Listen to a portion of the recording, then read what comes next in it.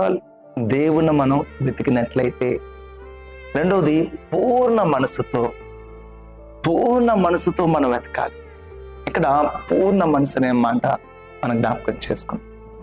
దేవుడు పూర్ణ మనసుతో, మనస్ఫూర్తిగా, హృదయపూర్వకముగా ఈరోజు దేవుడు మనతో మాట్లాడుతున్న మాట. ప్రభు ఏ స్థితిలో మనం ఉన్నారు, ప్రభు యొక్క స్థితి మీ జీవితంలో ఏంటి? పూర్ణ మనసుతో మీరు మాట్లాడుతున్నారా? పూర్ణ మనసుతో ప్రార్థన చేస్తున్నారా?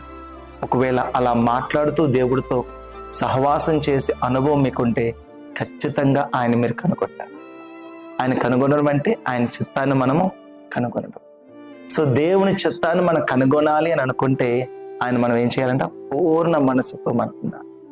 సో దేవుడి సన్నిధిలోకి వెళ్ళే మనము తెల్ల కాగితం వలె ఆయన సన్నిధిలోకి మనం వెళ్ళి ఆయన సన్నిధిలో పూర్ణ మనసుతో